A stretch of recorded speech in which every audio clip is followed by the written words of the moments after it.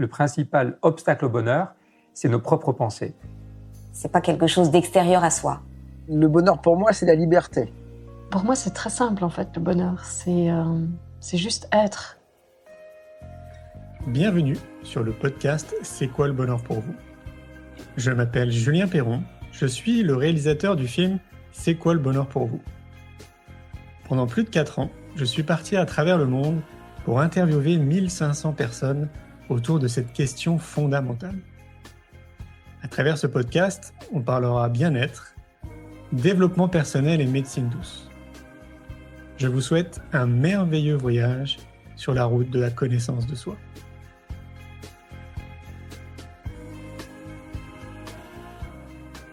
Aujourd'hui, j'ai le plaisir de recevoir Nasrine Reza. Nasrine passe les 16 premières années de sa vie à Zurich avant de s'établir en Valais, où elle ouvre son premier cabinet de thérapeute en 2004. Depuis 10 ans, Nasrine accompagne les personnes sur leur chemin de vie et de leur pleine santé. Je vous souhaite une belle écoute. Alors, tu sais pourquoi je suis là aujourd'hui ? Comme je te le disais en amont, j'ai réalisé un peu plus de 1600 interviews autour du bonheur. Cette fameuse question, c'est quoi le bonheur pour vous ? Et je pense que tu dois avoir un point de vue sur le bonheur qui va être très intéressant, ce qui m'amène à te rencontrer aujourd'hui. Alors, c'est quoi le bonheur pour toi ?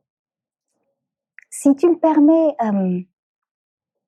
parce que c'est un vaste sujet, pourtant très simple, j'aimerais partager une petite anecdote.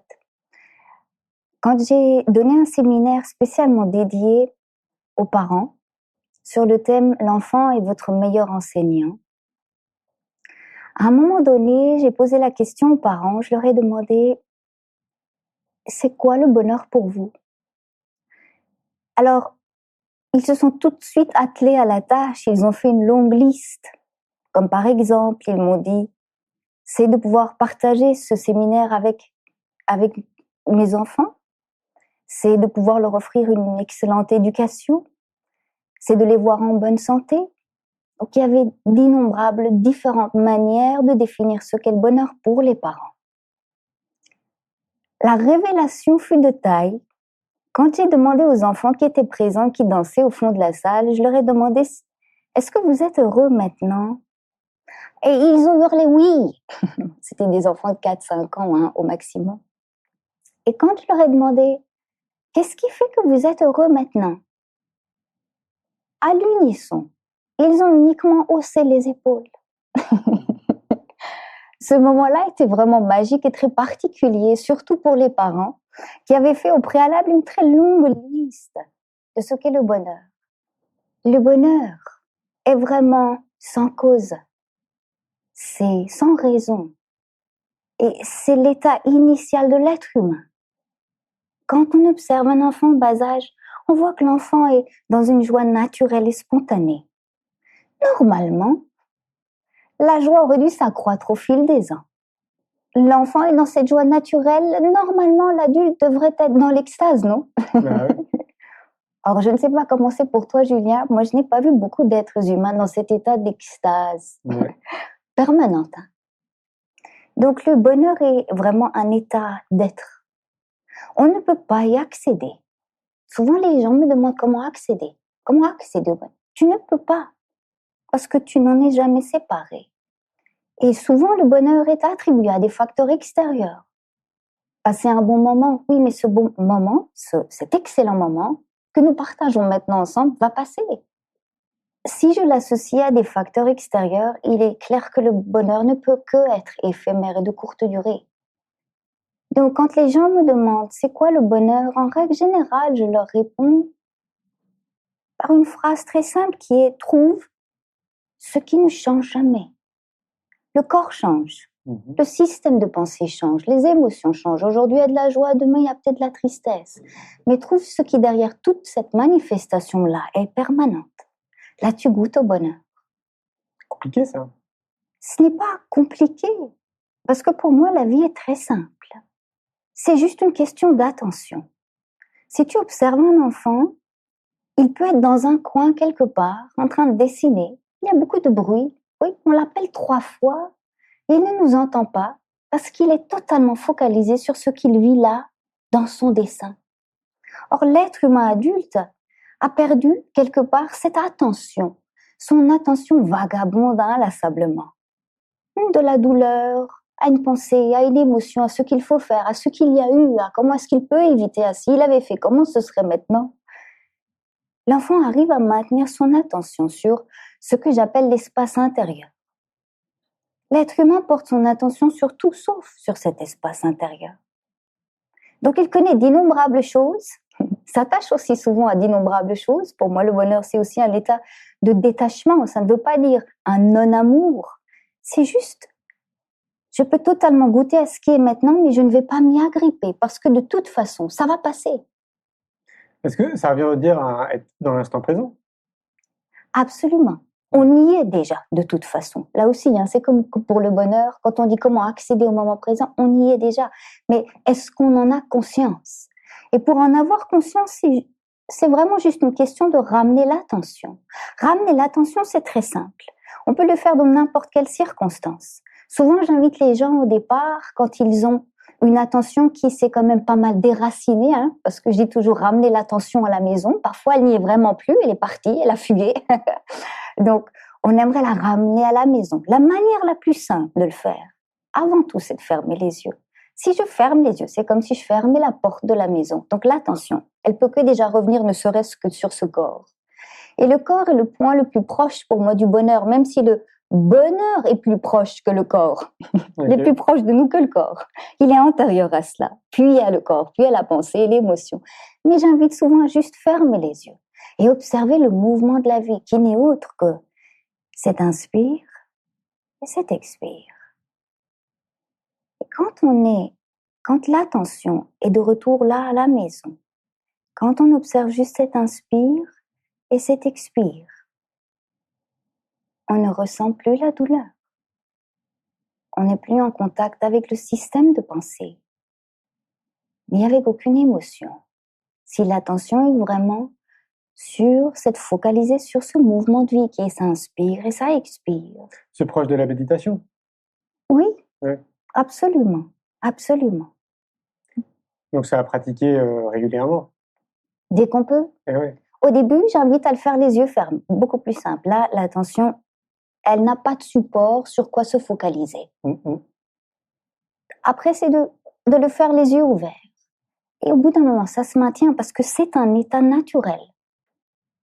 C'est vraiment naturel, ça nous habite. Ah oui, c'est clair. Ouais. Oh, tu prêches un convaincu. Et quand tu reviens comme ça à ton attention, donc à toi, à ta respiration, etc. Donc évidemment, si tu fermes les yeux, en plus, tu es beaucoup plus connecté aussi à ce qui se passe à l'extérieur. L'idéal, je pense qu'on pourrait recommander, du coup, est-ce que c'est recommandé de le faire plutôt dans un endroit où justement il n'y a pas de bruit extérieur pour pas être déconcentré de ce focus? Ou est-ce que finalement on peut le pratiquer dans le métro, on peut le pratiquer au bureau? Dans l'idéal, on le pratique n'importe où. N'importe où. Donc il faut réussir à faire abstraction des bruits extérieurs, parce que ça peut être polluant, d'entendre, je sais pas, par exemple tes collègues qui sont en train de discuter. Mais on ne les entend plus si l'attention est portée juste sur ce inspire. Ça inspire la vie et ça se laisse porter par la vie. Est-ce que l'être humain se laisse porter par la vie? La vie le porte. Tu trouves? En règle générale. Maintenant, c'est vrai qu'il y a des êtres humains adultes qui nagent à contre-courant. Et il n'y a pas de mal à cela. Cet état de lutte, de contrôle, d'effort, d'attente fait partie, à mon avis, du processus de revenir, de juste revenir à cet état d'être qui est immuable et dans ce bonheur permanent. Dans la dualité, nous sommes en pleine dualité. L'un ne va pas sans l'autre, non? Ah oui, c'est bien, on parle du yin et du yang, tout est question d'équilibre, au final. Oui. Ça veut dire que depuis que tu es toute petite, tu es dans ces réflexions, ou c'est des réflexions qui sont venues progressivement au cours de ton cheminement? Alors, je ne peux pas appeler ça vraiment des réflexions, parce que c'est quelque chose qui habite l'être humain, qui habitait Nasrine depuis sa tendre enfance. Mais c'est arrivé à la conscience, les réflexions sont arrivées, surtout lorsque j'accompagnais au départ Quand j'ai ouvert un cabinet, j'allais voir aussi des personnes à l'hôpital, etc., les guider les accompagner pour la fin de vie. Et là, j'étais avec Lara, une petite fille âgée de 5 ans, et qui était atteinte de leucémie. Et là, pour moi, il a été tout à coup évident, en observant cet enfant qui était vraiment en fin de vie. Je lui ai amené une peluche parce qu'elle avait l'anniversaire, ses parents étaient là aussi, et cette fille a joué avec cette peluche comme l'aurait fait n'importe quel autre enfant, dans cette joie, sans aucune résistance intérieure par rapport à la situation. Donc, c'est là où les réflexions, si on peut appeler ça comme ça, ont émané. C'est là où surtout j'ai pu prendre conscience qu'au fait, l'être humain adulte ne fonctionne pas comme ça. Quelque chose a fait qu'il est dans un état de contrôle, il veut contrôler la vie alors qu'on ne peut pas, même si on essaye. La vie est tellement bien faite, elle dira tu vois, elle mettra un truc en place en nous disant tu ne peux pas me contrôler. Et c'est très bien comme ça parce que la vie est une découverte. Chaque moment présent est une découverte. Donc, il y a cet effet surprise. Mais en observant surtout les parents de Lara, c'est là où la réflexion a émergé. C'est là où je me suis dit, mais finalement, l'enfant est comme ça, l'être humain est comme ça, mais il y a quelque chose qui fait que ça change au bout d'un moment. Cet état de résistance est là. On lutte contre la douleur, on lutte contre la pensée négative, on lutte contre les émotions négatives, contre ceci et contre cela. Et c'est exactement ce qui, au final, va faire que l'attention part plutôt sur cet espace lutte que sur cet espace d'accueil. Quand je parle du pouvoir de l'accueil, comme le livre que j'ai écrit, tout est en lien avec cet état d'accueil, de pouvoir dire oui à la douleur, oui à la pensée négative, oui à l'émotion. Finalement, l'idéal, ça serait de garder ce petit enfant intérieur qu'on était, quoi. Enfin, comme tu dis très justement, il suffit de voir les enfants, ils sont tellement heureux naturellement. Moi, ce que je pense, c'est que on est coupé de cet état par le conditionnement de notre société. Et on est coupé de ça parce que on peut considérer que ça commence par l'éducation de nos parents, par l'école, après peut-être par les médias, par les politiques, enfin bref, par la société dans laquelle on se trouve et dans laquelle on est. Ouais. Donc que ce soit en France, en Égypte, peu importe. Je crois que ce conditionnement, il est très très fort et ça participe grandement justement à nous couper de ça, de cette petite lumière qu'on a en nous et qui fait qu'on s'émerveille de tout quand on est petit. Ça serait tellement chouette si on pouvait garder ça toute notre vie, d'être émerveillé tout le temps, de jamais être blasé, quoi, en gros, et puis d'être tout le temps dans cette joie de découverte et d'aller spontanément aussi vers les autres. Tu vois, quand on est petit, les enfants, ils vont spontanément voir « tu veux être mon copain ?» On n'est pas comme ça. Mais, et moi, je crois que c'est le conditionnement de la société. Qu'est-ce que tu en penses? Est-ce que tu penses que c'est la société aussi qui nous change? Il y a certes beaucoup de facteurs qui influencent le système de pensée de l'être humain. Et tu sais, souvent, j'invite les gens à juste le matin, quand ils ouvrent ils ouvrent les yeux sur ce monde, de juste sourire. Et de juste réaliser que durant cette nuit-ci, il y a eu des centaines de milliers de personnes qui sont parties, qui n'ont pas ce privilège, ne serait-ce que d'ouvrir les yeux sur ce monde. C'est déjà juste ça, on peut en avoir conscience le matin en se disant « Ok, c'est cool, merci. La vie m'offre un nouveau moment présent. » C'est même pas une journée, parce que je ne sais pas ce qui arrivera dans 10 minutes, mais j'ai au moins ce privilège-là. Ce privilège de pouvoir aller à la rencontre de ce que je suis profondément, parce que pour moi, c'est à ça que sert la vie, entre guillemets. Ça amène déjà à toute une autre dynamique, d'avoir vraiment véritablement conscience, ne serait-ce qu'une seule fois. Ça arrive demain, ça va se maintenir, parce que c'est puissant comme révélation, de se dire j'ai cette chance-ci, d'être là en vie maintenant. Ça nous permet aussi d'être beaucoup plus à l'écoute de cet espace intérieur, et donc de moins être influencé par l'extérieur. Parce que l'influence extérieure, certes, il y a des influences, mais on peut les minimiser en maintenant notre attention sur ce que nous sommes, véritablement, sur cet espace intérieur. Il y en a certains qui vont penser que c'est égocentrique. C'est tellement fondamental. Je prêche cela. Parce que si ce n'est pas pour toi que tu vis ici, alors à quoi bon vivre? Mais souvent, les gens confondent, et là aussi, il y a des influences religieuses, peu importe. L'éducation qui fait qu'il faut d'abord rendre service ou être là, ou être gentil avec l'autre. Tu sais, on apprend à l'être humain d'être poli, souriant, serviable, tout ce que tu veux sauf authentique. Non? Donc, quand je donnais ce séminaire avec les parents et surtout les enfants, la première règle de jeu, parce que pour moi la vie c'est un jeu aussi, c'était de dire ok, on va essayer d'aller dans la direction d'éviter de façonner du mieux qu'on peut cet enfant pour qu'il puisse garder cette authenticité. Chaque être humain est unique au monde et amène une facette unique à l'humanité. Elle est là toute la richesse. C'est une bonne transition. Comme je te le disais, tu sais, pour moi, tout part de l'éducation. Ouais. Et je vois que tu parles quand même beaucoup d'éducation et d'enfants aussi dans ton discours. Si tu le sais, on est en train de créer une école qui s'appelle l'École de la vie, qui est une école alternative pour les enfants. Et donc, on fait un festival aussi en parallèle pour mettre en avant tout ça. Donc, j'ai l'impression que tu es déjà convaincu. Et je vais te poser la question, est-ce que tu penses toi aussi que l'énergie qu'on devrait mettre là à l'ordre aujourd'hui, elle doit être tournée vers les enfants et vers l'éducation? Absolument oui.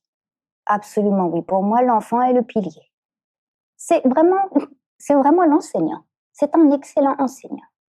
C'est lui qui est dans la joie naturelle. C'est lui qui devrait enseigner à l'être humain adulte qui n'est pas extatique. Comment redevenir ce qu'il est fondamentalement. Donc, ils nous apprennent énormément sur la vie et sur ce que nous sommes fondamentalement. Donc oui, l'éducation est le pilier. C'est là où tout commence. Mais c'est bien de s'occuper des enfants et d'un autre côté, il faut s'occuper des parents. Bien évidemment, l'un ne va pas sans l'autre. Ce sont les revers d'une même médaille. C'est pour ça que très souvent, quand je fais des rencontres, les deux sont invités en même temps. Parce que sinon, ça reste théorique. Je trouve que c'est intéressant de confronter aussi l'adulte à la réaction de l'enfant et l'enfant à la réaction de l'adulte. C'est là où la magie opère quelque part. Parce qu'on voit concrètement, voilà ce qui se passe dans cette attitude, dans cette manière. Même si c'est souvent les parents ont cette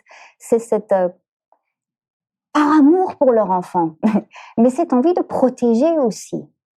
Et sans se rendre compte qu'ils essaient de protéger leur propre bagage héréditaire aussi, hein. Toutes ces convictions, ces croyances, c'est que si tu fais ça, que tu peux arriver, que tu peux réussir, que tu peux...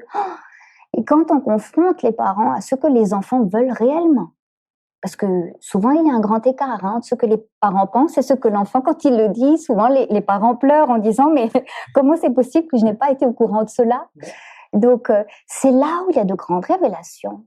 C'est quand les deux sont confrontés. Ce sont les revers d'une même médaille. Oui, complètement. Ce qui veut dire que tu fais des séminaires essentiellement parents-enfants. Est-ce que tu peux nous expliquer qui tu es pour les personnes qui ne te connaissent pas? Donc, je m'appelle Nasrid.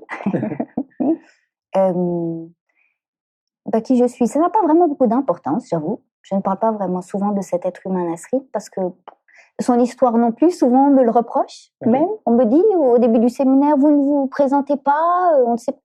Ça n'a aucune importance parce que ce que j'ai vécu est unique à cet être humain. Ça ne va pas pouvoir t'aider parce que ton chemin de vie, il est totalement unique. Donc, je vois pas trop l'utilité d'aller expliquer de grandes choses, mais ça fait 15 ans à peu près maintenant, voilà, que j'accompagne, que j'ai vraiment cet honneur-là de pouvoir accompagner des milliers de personnes à travers le monde qui sont en quête d'amélioration, de guérison physique, mentale, émotionnelle, qui veulent changer de vie ou qui ont juste envie de découvrir ce qu'ils sont réellement. Donc, grosso modo, c'est ça. C'est à travers des séminaires, des conférences? Oui, ouais. exact. Des conférences, des séminaires, des retraites. Des retraites, ok, d'accord. Oui. Il y a beaucoup de personnes qui viennent à ces retraites? Oui, il y en a. Ça dépend. Tu sais, c'est à chaque fois différent. Okay. La vie place orchestre les choses merveilleusement bien. Donc, c'est vrai que là, il y a de plus en plus quand même. Ouais. J'aime beaucoup l'énergie, autant quand il y a un petit groupe de 30 personnes que de 200. Donc, c'est aussi une bonne transition parce que tu dis que de plus en plus en ce moment, et je voulais te poser cette question parce que j'ai le sentiment que justement, depuis peut-être au moins 4-5 ans, il y a une effervescence. En tout cas, on parle de prise de conscience ou de changement de paradigme. Je parle à l'échelle vraiment globale, planétaire. Quand tu me dis ça, je me dis ça fait résonance, c'est que tu dois voir toi aussi justement qu'il y a de plus en plus de gens finalement qui participent à tes événements et qui s'intéressent à leur propre développement personnel finalement. Oui, oui, tout à fait, Julien. C'est ce que je peux observer aussi depuis quelques années maintenant. Je pense aussi, tu vois, grâce aux médias, à Internet. On est quand même dans un réseau où tout maintenant communique, c'est la magie d'Internet aussi. Donc on voit qu'il y a, comme tu dis, une certaine effervescence. On sent vraiment que l'être humain est en quête de quelque chose et d'un bonheur qui est permanent. Ah, tu crois qu'il est en quête de bonheur? Je crois qu'il est fondamentalement en quête de bonheur. Je crois que l'être humain est toujours à la recherche de cela. Ce serait pas une erreur? Dès l'instant où on cherche le bonheur, on passe à côté. Ouais, Et donc, on dévie du bonheur. Parce que dès l'instant où l'attention part sur « je cherche », c'est qu'on est dans la recherche. Or, il n'est pas nécessaire de chercher. Mais, à nouveau, comme on est dans la dualité, la recherche, à un moment donné, amène à la non-recherche, amène à cet état d'abandon, d'arrêter de vouloir remplir un espace qui nous paraissait vide. C'est quand on arrête de vouloir le remplir qu'on se rend compte qu'il est complet. Il est plein. Tout est là. Bah, c'est vrai que tout est là, mais en même temps, moi je parle pour peut-être la majorité de la population qui s'en aperçoit pas. C'est-à-dire pour toi c'est évident, pour moi c'est évident parce que je suis né dedans tout petit, et donc j'ai grandi un peu dans toutes ces réflexions. Mais c'est aussi évident que pour peut-être 70% de la population, ça ne l'est pas. Parce que je reviens à ce conditionnement sociétal qui les écarte de tout ça. Tu sais qu'il y a une personne sur 4 que j'interroge et qui me regarde dans les yeux et qui me dit « Je suis désolé, Julien, je ne sais pas ce que c'est le bonheur. » Mais ça amène à des réflexions extraordinaires. Ça, c'est quand même pas normal qu'il y ait une personne sur 4 qui puisse pas définir le bonheur pour elle-même, quoi. Ouais. À ton avis, ça vient d'où, ce genre de choses? Pourquoi on peut pas définir le bonheur? Je pense que, comme tu le disais, le système, mais aussi l'éducation, l'idée même qu'on ait besoin de quelque chose, ne serait-ce que pour pouvoir être aimé. Souvent c'est ça. L'être humain fait d'innombrables choses juste pour pouvoir obtenir une miette d'amour, une miette de reconnaissance, une miette de quelque chose. Et il met beaucoup d'énergie pour peu, pour un résultat très, très éphémère. Ce système-là de croyance, c'est qui est là depuis de nombreuses années. Donc ça ne va pas, à mon humble avis, ça ne va pas changer du jour au lendemain. Si on prend l'humanité comme une unité, comme une entité, il va falloir un certain temps pour que l'être humain puisse s'apercevoir qu'il a déjà tout en lui. Et je crois que la vie, à nouveau, met tout en place pour que l'être humain, au plus tard, à sa mort, se rend compte que là, à l'intérieur, tout est toujours parfait. C'est du moins ce que j'ai pu observer en accompagnant vraiment beaucoup de personnes aussi en fin de vie. Et qui, à un moment donné, quand elles savent que de toute évidence, la volonté ne sert plus à rien, il n'y a plus assez de ressources énergétiques ni encore physiques. La pensée positive sert encore à moins à ce moment-là. Quand elles s'abandonnent complètement à la vie, c'est là où, juste avant de partir, souvent, elles me disent « C'est parfait. » J'ai entendu ça tellement souvent. Or, bien évidemment, si on peut amener cette révélation-là avant, dans l'absolu, ça ne fait pas de différence. Mais si on peut amener ça avant, et à mon humble avis, c'est déjà en cours, parce que nous ne sommes pas séparés l'un de l'autre. Tout à l'illusion, moi, toi, l'autre. Donc, tous ces petits individus forment un seul organe, qui est l'humanité. Si certaines de ces cellules-là sont dans un état d'esprit ou de conscience, ou peu importe le nom qu'on va mettre là-dessus, et qui arrivent déjà à aller chercher dans leurs propres ressources, l'information circule. Elle va circuler, elle circule déjà. Oui. Bon, finalement, c'est simple quand on t'écoute. La vie est terriblement simple. Oui. C'est ça, oui. Voilà, donc c'est comme du lâcher prise et donc oui, si tu lâches prise, tu es peut-être beaucoup plus en conscience du moment présent. Parce que c'est ça aussi, quoi, si je t'écoute bien. C'est une question de moment présent, de revenir à ce moment présent. Et peut-être que pour revenir à ce moment présent, il faut lâcher prise. C'est juste observer l'inspire et l'expire. Parce que tu sais, je comprends le mot lâcher prise, ton mental, le mien, ok, mais dès l'instant où quelqu'un entend lâcher prise, c'est déjà presque trop faire. Tu vois, parce que tu sais qu'il y a beaucoup des gens qui viennent aussi au séminaire et qui me disent j'ai fait des cours sur le lâcher prise ou sur ceci ou sur cela. Alors Ça veut dire que, et genre, il y a un protocole à suivre. La vie n'est pas un protocole à suivre. C'est beaucoup plus simple que cela encore. C'est pour ça que j'aime ramener vraiment à ce observe. Ça inspire, ça expire. Quand les gens me disent, j'ai un problème, je me sens mal, il y a le manque de confiance, je n'y arriverai jamais. Et que je leur dis, est-ce que tu peux, en fermant les yeux maintenant, juste en portant ton attention sur cet inspire et cet expire, juste ça. Est-ce que là maintenant il y a un quelconque problème? Est-ce que là maintenant il y a la pensée, je manque de confiance, je ne peux pas y arriver, je n'en vaux pas la peine, je ne mérite pas? Non, parce que tu n'es pas né avec cela. Ça, c'est un système de pensée qui t'a été mis, tu sais, comme un sac à dos. Hein? À un moment donné, on te met un sac à dos, puis on dit bonne route. C'est ça. Et on a mis dans le sac à dos tout, pas seulement ce qu'il y a dans la lignée familiale, mais tout le système de croyances en lien avec l'humanité. Ça ne forme qu'un seul organe. Donc, ce bagage-là est aussi ce bagage-ci. Tu vois ce que je veux dire? Ça fait beaucoup de bagages. Oui. Mais c'est de pouvoir réaliser que on n'est pas né comme ça. Jamais un enfant ne te dira, hey, je manque de confiance. Jamais il te dira, il faut que je fasse un développement personnel. Enfin, j'en ai jamais vu. Hein. Donc, c'est de revenir à ça et de se dire, ça m'appartient pas. Oh, ok. Je ne suis pas née. Est-ce que tu es né en te disant, je manque de confiance? Non. Oh, je place les choses là. En plaçant les choses là, oh, là, je peux goûter au bonheur. On gagnerait du temps, donc du coup, à se concentrer sur l'éducation de nos enfants, enfin, en tout cas aux écoles, quoi. À essayer de, alors si c'est pas changer, apporter des améliorations dans l'éducation dite traditionnelle pour accompagner au mieux les enfants. Parce que là, ce qui en ressort, c'est plus de la compétition, c'est plus du manque de créativité. Enfin, on nous coupe de notre créativité, on nous coupe de notre liberté, qui est un des points, visiblement, c'est ce qui ressort aussi beaucoup dans les interviews, la liberté. Ça serait une des clés aussi du bonheur. Tiens. Ouais. Et on devrait se concentrer là-dessus, sur accompagner au mieux cet petit être qui est déjà juste parfait, qui se révèle au mieux et qui, voilà, de pas le faire rentrer dans cette société qui est trop conditionnée, quoi. Oui. Oui, et qui est l'économie. L'humanité a créé une économie, une sacrée machinerie. Ouais. Maintenant, l'humanité, pour l'instant, elle doit nourrir la machine.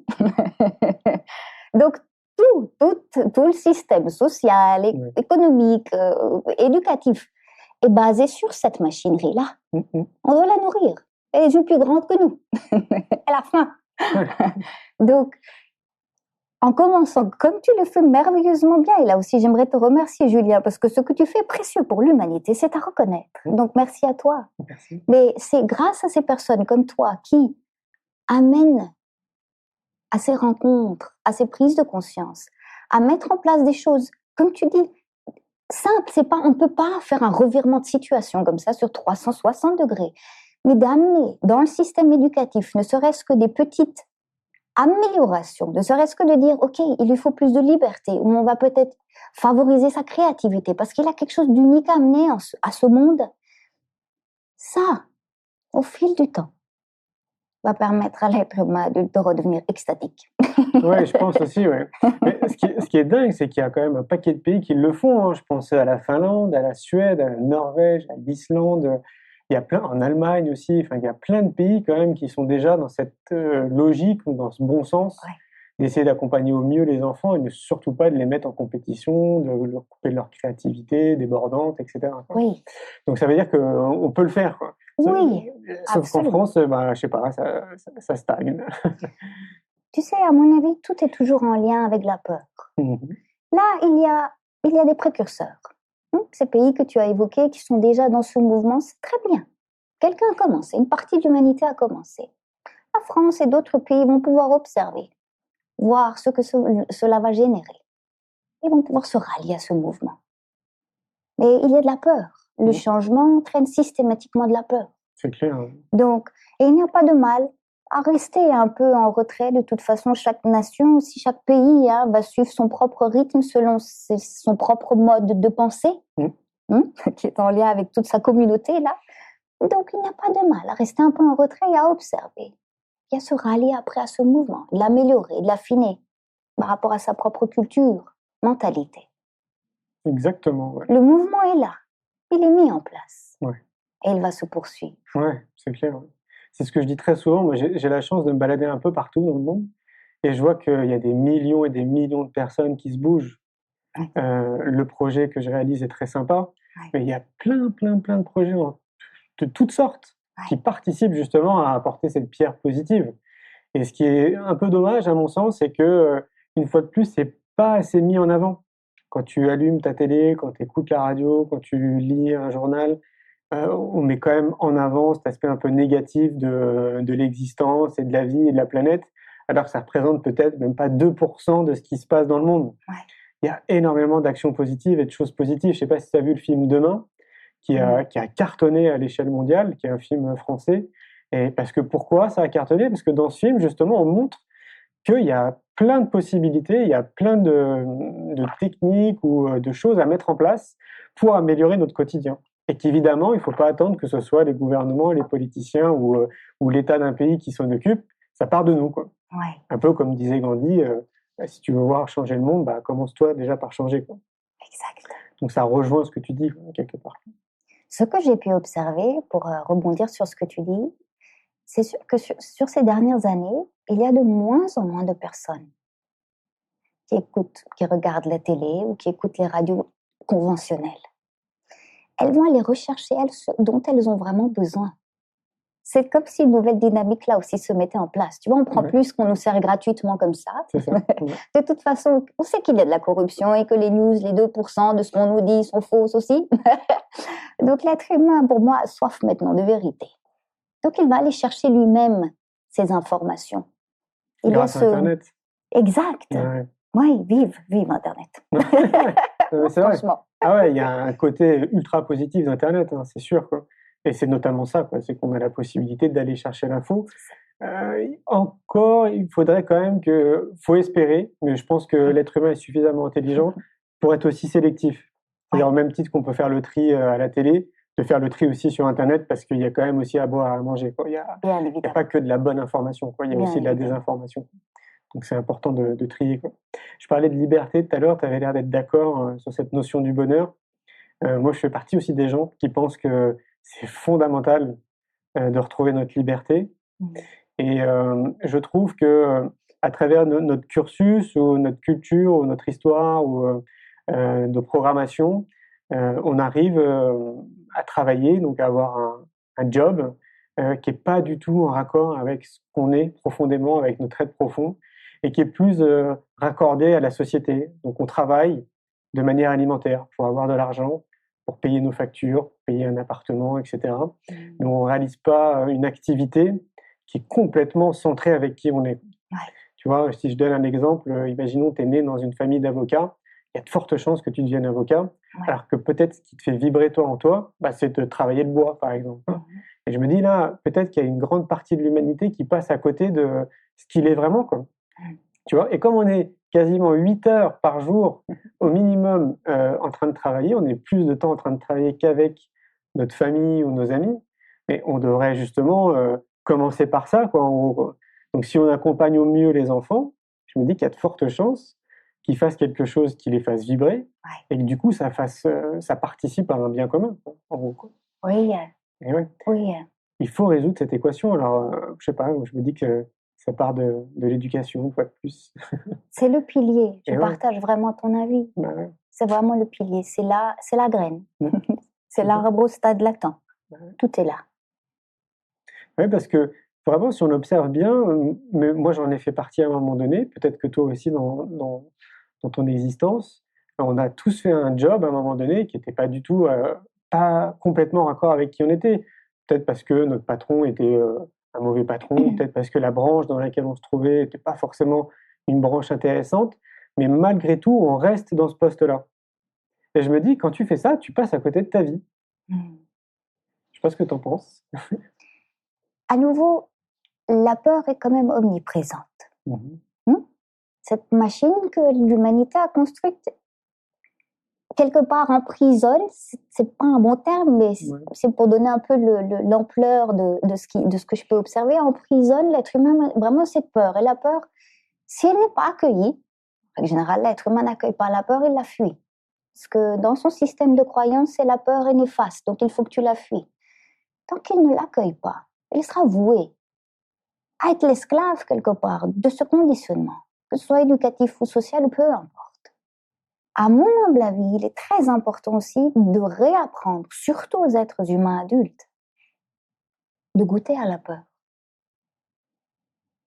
Parce que s'il n'y a plus de lutte face à cette peur, si on est dans cet état d'accueil, qui n'est autre que le bonheur, qu'il n'y a plus de résistance, je peux voir la peur, je peux surtout observer qu'elle est illusoire. Parce que la peur découle uniquement d'un état imaginaire, en lien soit avec le passé ou un futur qui n'existe pas encore. Si je peux la voir, si elle peut devenir ma meilleure alliée, là, toute la dynamique de vie change. Là, plus rien ne me retiendra par rapport à ce travail. Parce qu'en règle générale, l'être humain ne quitte pas ce travail à cause d'hypothèses. Oui. La première fois que j'ai quitté, j'avais qu'un seul job. J'étais prof d'allemand. Il y a des années de ça. Et le jour où j'ai décidé de quitter ce travail, une amie m'a dit « Mais t'es folle. Tu gagnes bien ta vie, là. T'es tranquille. Genre, tu peux faire ça jusqu'à ton dernier souffle. Pourquoi est-ce que tu veux changer maintenant? Là, t'as la sécurité. » Donc, tout ce système de pensée qui fait que travail égale ceci, égale cela, égale... Tu vois, tant que nous ne décortiquons pas cela, et c'est ça avec l'être humain adulte qu'il faut le faire, l'être humain reste figé, elle ne bouge pas. Il s'appuie sur des hypothèses. Oui, parce que si je quitte le travail, tu sais, l'économie actuellement, elle est mauvaise, donc tu risques d'être au chômage. L'être humain ne bouge pas à cause de peurs fictives. Ouais, je crois qu'on a tous entendu ça. Hein. Les entrepreneurs qui à un moment donné se sont lancés et donc ont quitté leur job pour se lancer, je crois qu'on a tous entendu ça. Hein. Que ce soit la famille proche ou les amis, on disant mais t'es sûr? T'as vu et tout, c'est compliqué en ce moment, t'as vu le taux de chômage et tout, t'es sûr que tu vas réussir à gagner suffisamment d'argent? Et je te rejoins, mais à 200%. Hein. C'est comme si quelque part la société était un peu dirigée autour de la peur. Quoi. Oui, totalement. C'est le fondement même de la machinerie actuelle. C'est clair. D'où l'importance de ne plus, c'est le premier conseil que je donne toujours, ne plus demander conseil. Arrêtons de demander conseil. Parce que ce qui est juste et bon pour moi n'est certainement pas juste et bon pour toi. C'est clair. Dans l'absolu. Ici, c'est unique, là, c'est unique. Là, il y a des besoins uniques. Donc, le fait aussi d'aller demander conseil. Tu sais, on demande conseil aux psy, aux amis. Et au final, le soir, on se retrouve à la maison, la tête remplie de conseils. Beaucoup plus de confusion qu'au départ, non? Qu'est-ce que ça fait? Plus de peur. C'est clair. Résultat, encore plus figé on est. On ne bouge pas. Ouais, c'est évident. C'est évident. Il faudrait cultiver l'amour comme le fait Amma. Je crois que c'est vraiment c'est une des clés, quoi. C'est comme pardon. Amma, je sais pas si tu connais Amma. Non. Alors Amma, c'est une dame indienne d'origine qui cultive l'amour, on va dire. Et son truc à elle, c'est elle fait des tours en France, en Europe d'ailleurs, oui. Okay. Et elle fait des câlins aux gens. Elle fait des hugs. Okay. Elle est connue pour ça. Elle est connue, mais vraiment mondialement. Et le fruit de ses activités, parce qu'elle fait quand même beaucoup de déplacements, et puis elle a un centre, elle a un ashram, elle a pas mal de choses. Le fruit de ses activités lui permet aussi de financer plein de projets à travers le monde. Et là, dernièrement, elle a injecté quelques millions de dollars pour nettoyer le Gange, parce qu'elle est originaire d'Inde. Et donc, elle, son dada, c'est l'amour. Okay. Donc, je trouve que voilà, ça concorde bien avec ce que tu dis. J'ai le sentiment qu'il y a deux notions, il y a la peur et l'amour. On est régi par la peur, et donc il faudrait cultiver l'amour pour contrecarrer la peur. Quoi. Oui. Est-ce que tu aimes bien les citations? Les citations. Mon mental, tu sais, à force d'être que dans le moment présent, en tout cas, lui ne retient pas vraiment de citations. Est-ce que tu en as une bonne à apprendre à mon mental, à transmettre? Ouais, moi j'aime bien celle de Gandhi, comme je te disais, qui dit « Sois le changement que tu veux voir dans le monde ». Parce que je trouve que ça résume tout, quoi. C'est tellement puissant comme phrase. Parce que si tu veux un monde joyeux, commence par être joyeux. Quoi. Si tu veux un monde, je sais pas, rempli de bonnes choses, commence toi par te remplir de bonnes choses et incarne le changement, quoi, en gros, quoi. J'aime beaucoup cette citation. Ouais. Oui, magnifique. Vu que la vie n'est qu'une expérience interne, Ouais. ça ne peut que commencer par là. Mhm. Oui. Ah ouais, c'est clair. Merci Nasrine. De tout cœur, merci à toi, Julien. Un grand merci pour votre écoute. J'espère que vous avez passé un bon moment avec nous. Je vous invite à prolonger l'expérience en regardant mon film « C'est quoi le bonheur pour vous ?» Vous le trouverez assez facilement sur YouTube. Si vous souhaitez ancrer davantage les choses, nous avons créé le jeu de cartes « C'est quoi le bonheur pour vous ?» qui vous permettra de mieux vous connaître et de mieux connaître les gens avec lesquels vous allez jouer de manière ludique et bienveillante. Vous me retrouverez assez facilement sur les réseaux sociaux si vous souhaitez qu'on échange en direct. Et merci de nous laisser des messages ou des avis, des commentaires. Ça fait vraiment plaisir et je prendrai une grande joie à vous répondre.